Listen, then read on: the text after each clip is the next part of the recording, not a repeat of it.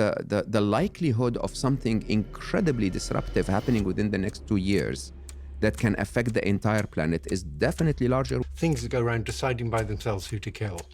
Other risks, like the idea that they will one day get smarter than us and maybe would become irrelevant, I was slow to recognize that. Greatest challenge of humanity ever, and overcoming it will also bring the greatest reward. In some sense, whether you like it or not, your life is going to be affected by AI to a great extent. The pace of progress keeps catching people off guard. And it says to itself, I shouldn't let it know that I'm an AI or I'm a robot, so let me make up this excuse, and then it comes up with that excuse. And it's not just that AGI is going to replace most of humans in their job, though that would happen. And it's not just that it will totally undermine the civilization that we have, though that would happen.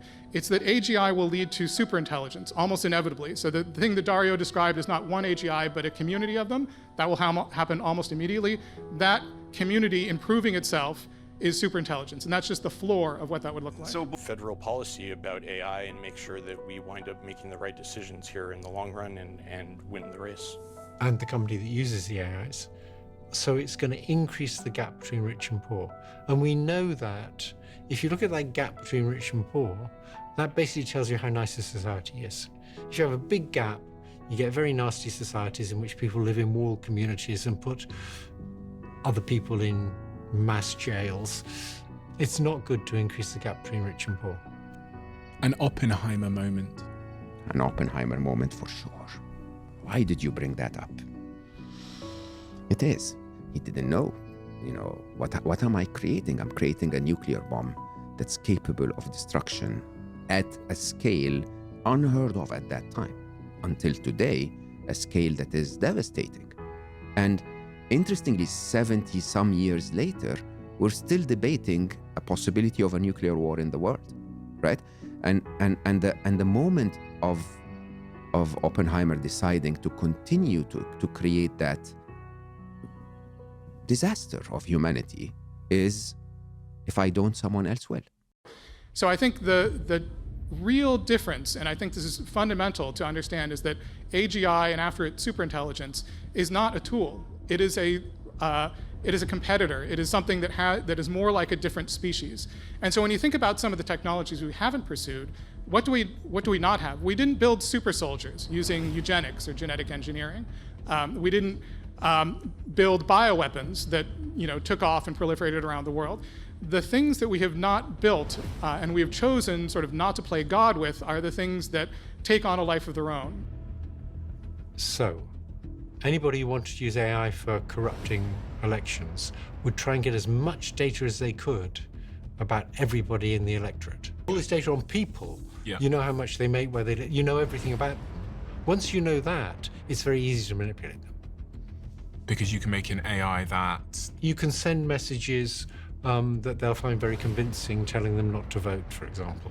I think that's too sanguine an approach. I think we do need to be raising the alarm. I think we do need to be concerned about it. I think policymakers do need to worry about it. If they do worry and they do act, then maybe we can prevent it. But we're not going to prevent it just by saying everything's going to be okay. Like, be running all the time. It'll be looking at your stuff. It'll know when to send you a message. It'll know when to go do something on your behalf. You'll have, special new devices, and it'll be integrated on every other service you use, and you'll just have this thing running with you throughout your life. That future is going to be pretty wild. Being able to have robots that do real work in the real world. I think we're not that far away now. Ilya? Yep. Ilya left OpenAI. Yep. And there was lots of conversation around the fact that he left because he had safety concerns. Yes, but I know Ilya very well. And he is genuinely concerned with safety. So I think that's why he left. This is it, okay? And when you put all of that together, if you really love your kids, would you want to expose them to all of this? I think for our way of life, as we know it, it's game over.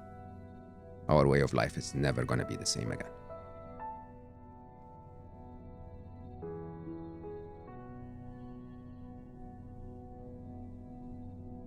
Jobs are going to be different.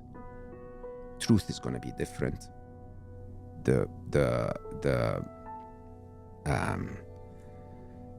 polarization of power is going to be different. The capabilities, the magic of getting things done is going to be different. Lethal autonomous weapons. Lethal autonomous weapons. That means things that can kill you and make their own decision about whether to kill you. So the worst thing about them is big, powerful countries always have the ability to invade smaller, poorer countries. They're just more powerful. But if you do that using actual soldiers, you get bodies coming back in bags, and the relatives of the soldiers that were killed don't like it. So you get something like Vietnam.